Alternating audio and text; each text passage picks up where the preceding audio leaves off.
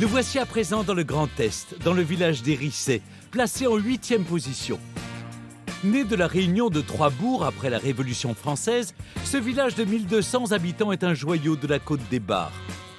Traversé par les eaux de la Laigne, enserré de vignes, il se développe et prospère dès l'Antiquité grâce à la production de vin. Aujourd'hui encore, cette identité vigneronne fait la fierté des habitants des Rissets, comme Émilie, qui est née et a grandi dans le village.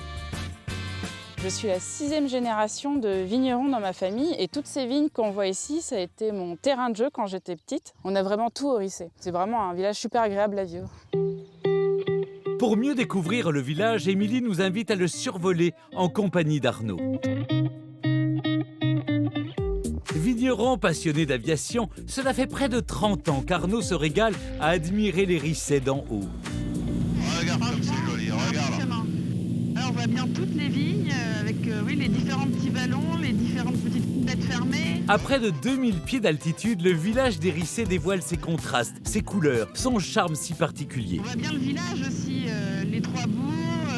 Les Rissets hauts, Rissets bas, Rissets aux Trives, au milieu. On voit même déjà les 3 clochers. La tête dans les nuages et le sourire vissé aux lèvres, Émilie redécouvre son village sous un nouveau jour et semble y prendre goût. On va terminer ce petit tour. Déjà ? Ah non, moi je veux qu'on continue, je veux qu'on refasse un autre tour. De retour sur la terre ferme, c'est au cœur du village médiéval des Rissets bas que notre balade se poursuit. Émilie a rendez-vous avec Sarah au pied de l'église Saint-Pierre. Monumental, majestueux, ce vaisseau de pierre blanche est classé monument historique depuis 1840. Elle est vraiment superbe.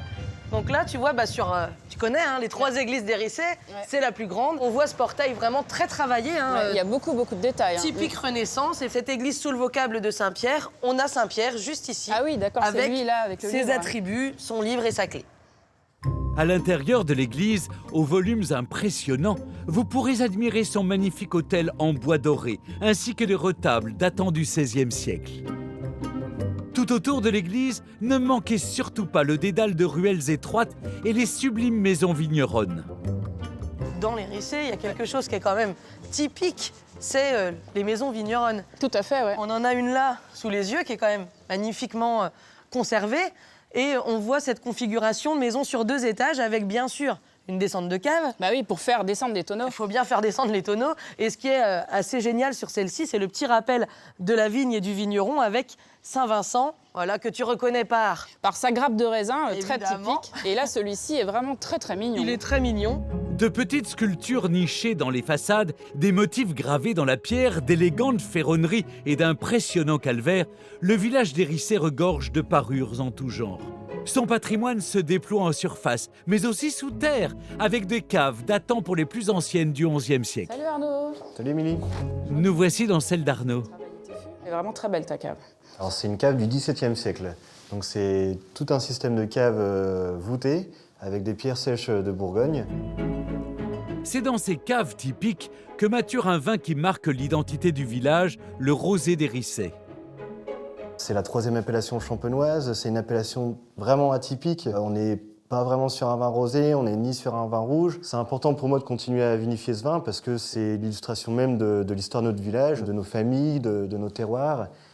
La légende raconte que Louis XIV lui-même était amateur de ce breuvage emblématique du patrimoine et de l'histoire du village. Un rosé qui, contrairement au rosé traditionnel, peut se conserver de longues années. Ici, on est vraiment dans la vinothèque, donc dans la réserve familiale du domaine. C'est un peu ta cave au trésor. Voilà, exactement. Ouais. Ici, on a une bouteille de 1947, donc ça, c'est le vin qui date de la création de l'appellation. Ouais. C'est très émouvant parce que cette bouteille, c'est nos grands-parents qui l'ont faite et que c'est peut-être nos enfants qui la boiront et elle sera toujours aussi bonne. Ouais. Voir nos petits-enfants. Voir nos petits-enfants, ouais, on sait pas. Il faudrait l'ouvrir.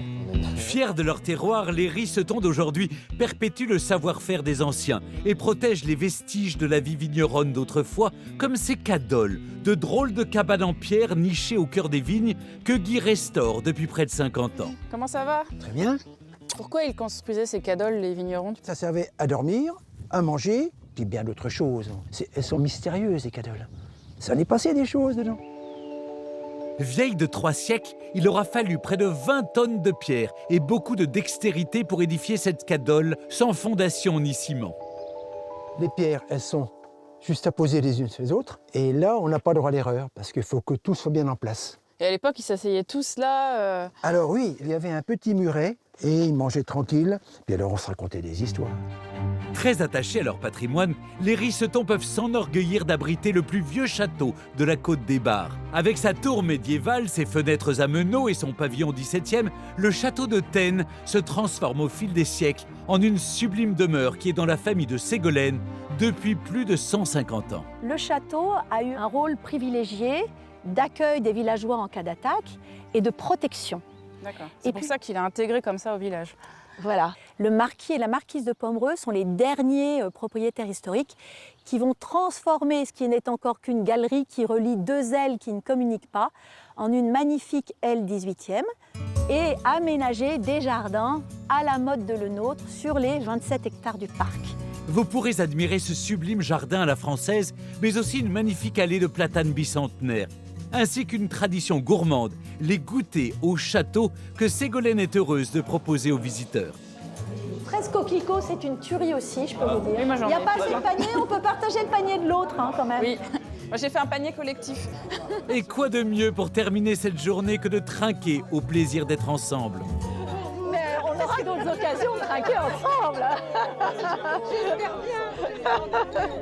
Lors de votre séjour au Ricet, partez à la découverte des mystérieuses cadoles nichées au cœur des vignes. Faites une halte à la monumentale église Saint-Pierre et offrez-vous un goûter champêtre dans les jardins du château de Tène.